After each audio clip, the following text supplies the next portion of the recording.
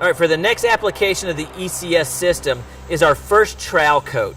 The trowel coat actually at this point is going to be mixed 5-2. 5 parts of the Euro Blend grout and 2 parts of the Euro Bond liquid.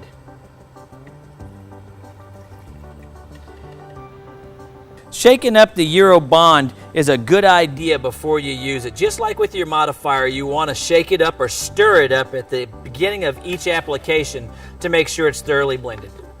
You want to make sure that you use a drill to mix this up. Do not hand mix it. You want to make sure it's blended thoroughly and is creamy with no lumps or chunks in it.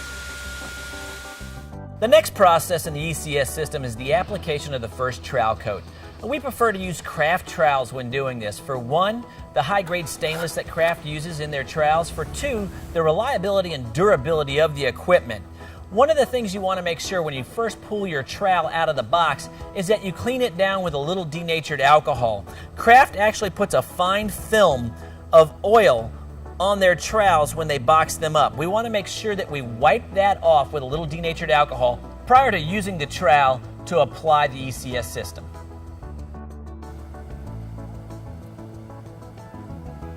All right, with the trowel coat mixed up at 5-2 ratio, you can see it's much thicker than the brush coat. We're going to take and smooth it out just like skim coating on our Hallmark system. And keep in mind, we're going to do 2 of these coats.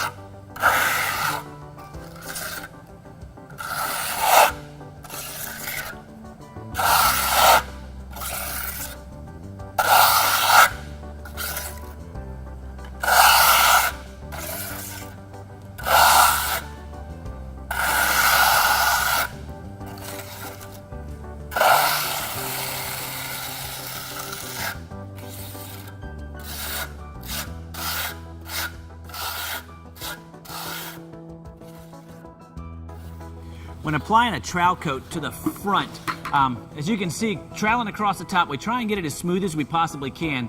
After this starts to tack up, I'll actually burnish it with a trowel a little bit, even though we're going to put another coat on.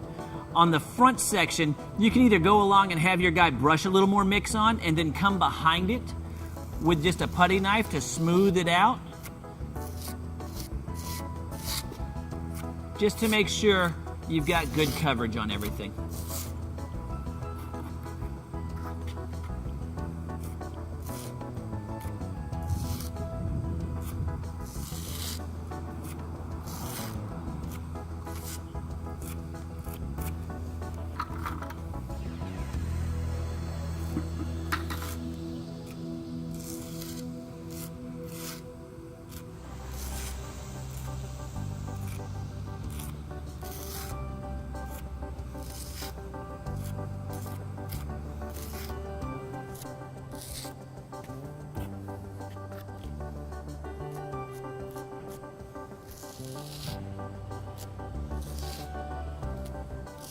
While filming the countertop installation video, we also brought in this island piece that we're going to use as a giant sample board basically to show you a lot of the different techniques that can be done with the ECS system. We also have a door that we brought in that we're actually going to make look like granite and hang up so you can see a granite door when we're done. Now that the first trowel coat of the ECS system's dry, it's time to address the edges. There's a number of different ways to get different looks on the countertop edges. We can go smooth, we can go a stippled edge, even a rounded edge. Today we're going to concentrate on 2. We're going to do a stippled edge on this particular counter, and then on our demo counter that we were talking about earlier, we're going to do a smooth edge and a stippled edge to make sure everybody's comfortable with that application. Later on in the process, in our manual, we're going to show you how to get rounded edges and some of the different looks for the countertop edges, whether it's routering an edge or putting on trim molding. At this point, I'm going to have Ryan mix up some ECS product to stipple the edge. Stippling is the only process that we do not have a mix ratio for. And what I mean is there's no 20-to-1 or 2-to-10. It's actually done by eye. Ryan's going to mix up the product. He's going to show you how thick it needs to be. And then we're going to show you how to check it on the side of the counter to see if your consistency is correct for getting that stippled look. We're putting on a little bit of the stipple mix, and we're actually using 2-inch putty knives. I'm putting it on, and then I actually stick the putty knife up against it and pull it out to get that edge. But if you notice, when I'm pulling it out, a lot of it is literally just pulling away from the top. It's not just coming out as a tear, it's actually coming off and staying to my putty knife, which means it's a little too dry. So I've got Ryan mixing it back up, and he's actually just going to loosen it up just a touch. Let's try it again. Oh, that's looking much better. At this point, take your putty knife, put it on there, smear it down, and you want to keep it, about 1/8 to 1/4 of an inch thick. Once you've spread out 6 or 8 inches of it, you take your putty knife, put it up against it, just so it can form a vacuum, and pull it out. Those little stipples that are sticking out are what we're looking for. And we want to create that all the way down. Before your stippled edge totally dries, just like doing a knockdown system on the Hallmark, we want to get on it and trowel it just a little smoother with a stainless steel craft trowel. You're going to need a damp sponge to keep your trowel moist and just lightly go along the edge. Not knocking it off, but actually just smoothing out some of those tips or stipples that we put on there to create more of that stone look.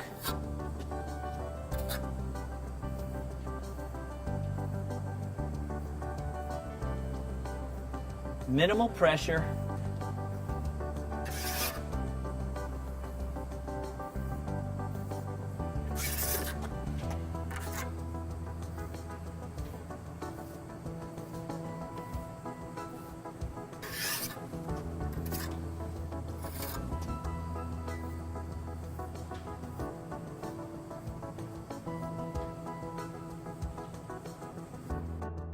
Now that our stippled edge is dry, it's time to put our second and final ECS trowel coat over the top.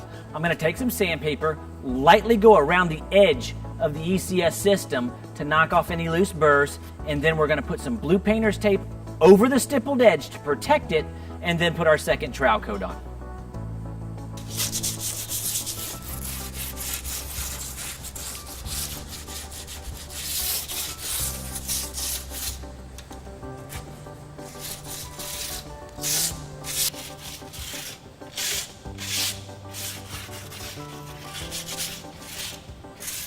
Since we've introduced the ECS system out into the dealer network, it's being used by quite a few dealers on countertops, even floors. But one of the common questions we get asked from the dealers that are installing it now are, why do we actually put the stippled edge on prior to putting our second and final trowel coat on the counter? The main reason why we do that is because of this bead right here where the two sheets of Formica come together. If you notice, we've got our stippled edge already on, we've got our first trowel coat on, and if you look closely, you can still see the bead where the two sheets of Formica came together. It's very important that you do it in these steps. Taking blue painter's tape, going over your stippled edge, and leaving just that bead where the Formica comes together showing. Now when we do our second and final trowel coat on the ECS counter, it actually covers that bead. So when we clear seal, as all you know, when you put clear sealers on our product, the colors get more deep and vibrant. This bead or this seam around the counter won't show.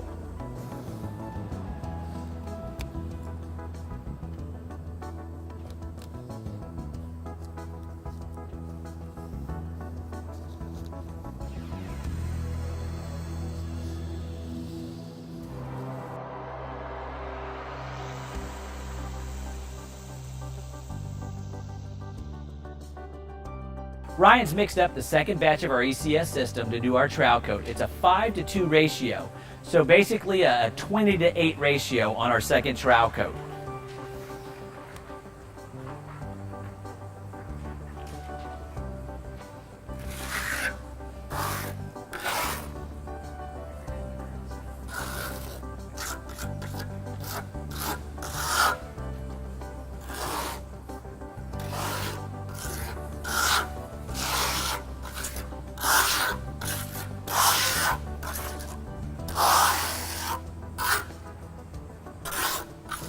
Unlike our first trowel coat, our second trowel coat we want to really burnish or make as smooth as we possibly can. We do that by troweling it out, letting it start to set up, and if you'll notice, see these little ridges? Flattening them out very hard with a trowel.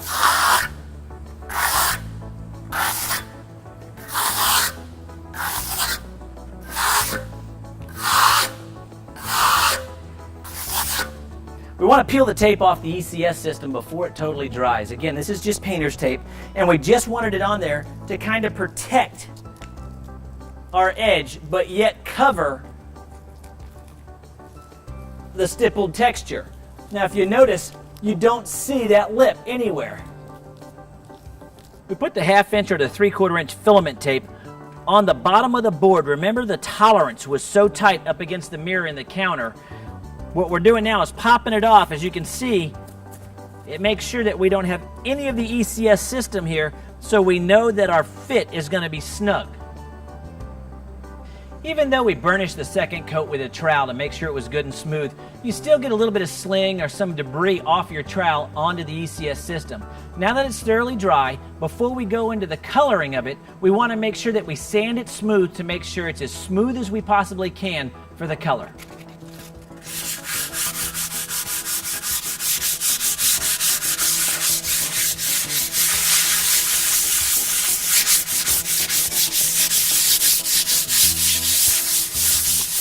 At this point, we're sanding the counter down with 150 or 200 grit sandpaper just to knock down some of the loose stuff that's sticking up. We're going to mix up some FX Pearlescent for the customer's countertop.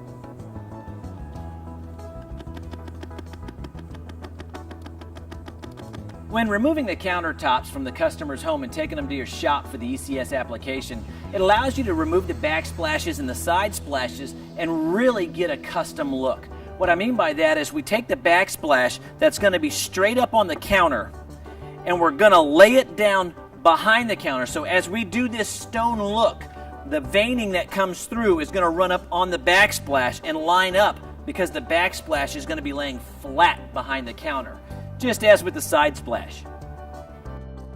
First thing we're going to do is do a shake speckle of the FX copper over the entire counter and backsplash.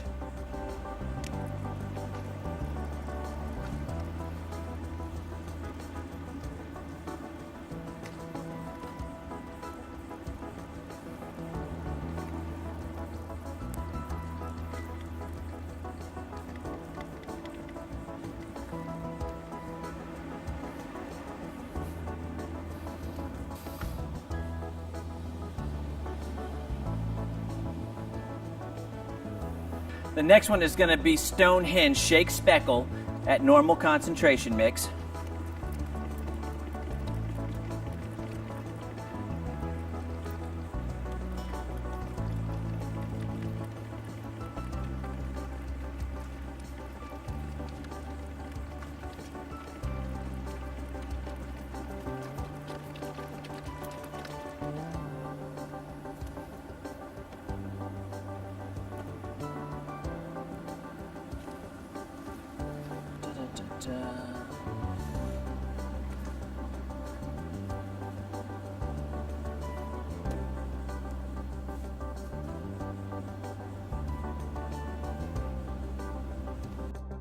The next color is going to be Tuscany Taupe. We're going to do two different techniques. First, we're going to do a shake speckle, and then we're going to come across and mist some of the areas.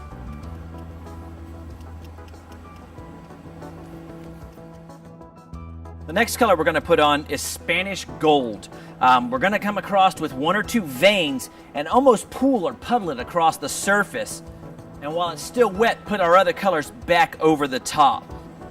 And again, I'm spraying at an angle.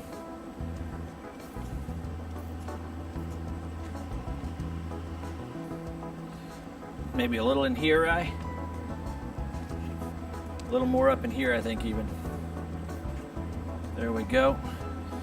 And maybe a little over in here. All right, while this is still wet, we're gonna take our other colors. Do I need any more of that gold? Maybe a little bit up in here.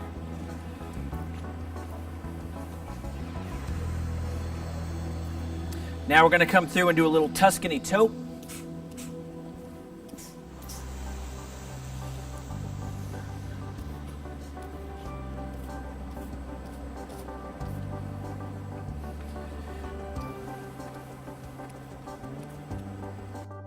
Now we're going to come in, we're going to do the same technique with a little Tuscany taupe in some of the outlying areas.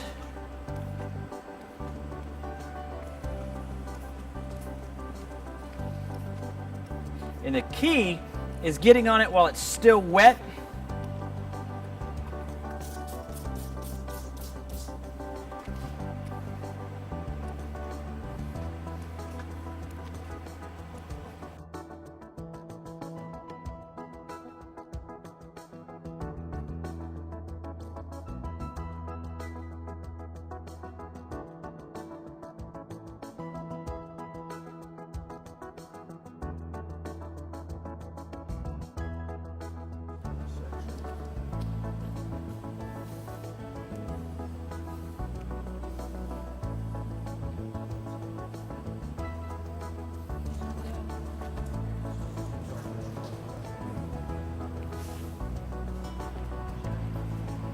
Next color we're going to use is Paris Pearl, and we're going to stream over the top.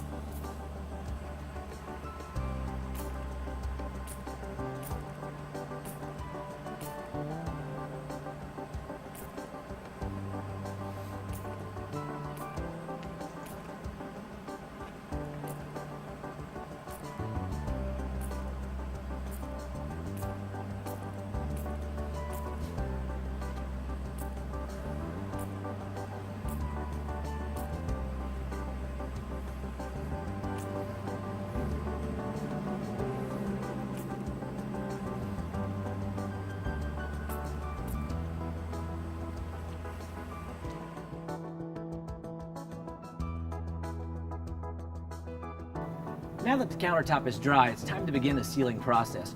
We're actually going to use the latest addition to the CTI sealer line, and that's the Rapid Armor product. It's designed to go down and dry very quickly. It's a 1.5 to 1 ratio. It's got a 30-minute pot life and a cure time of 2.5 hours.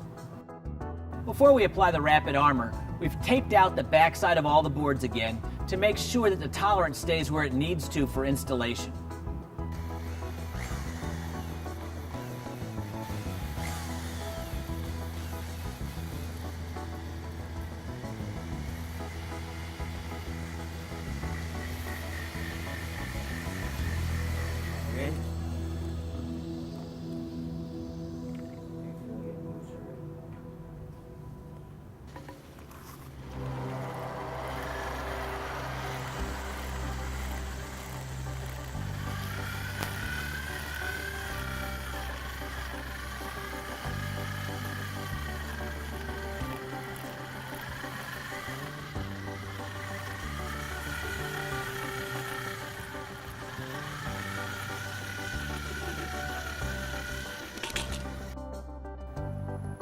All right, we're using a foam roller to apply the Rapid Armor system. Very similar to 270. What we're going to do is apply a real thin primer coat. We're going to let that dry. In fact, I'm going to have Ryan come out here and help. Ryan, why don't you come out and just pour a little bit out here and let me spread it. Good.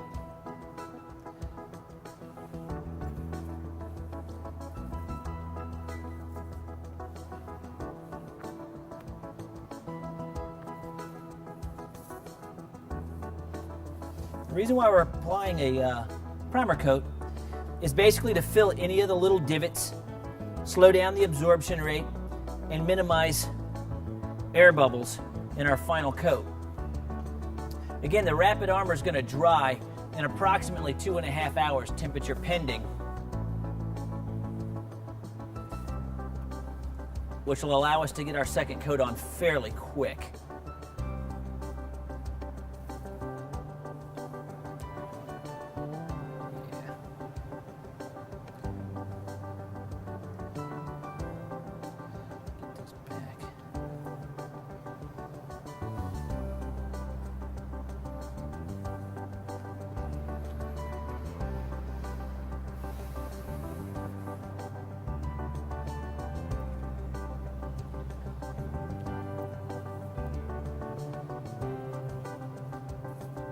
if you notice, I've got Ryan taking a paintbrush and actually going along that stippled edge with the Rapid Armor to make sure he gets in all the little nooks and crannies with a nice prime coat.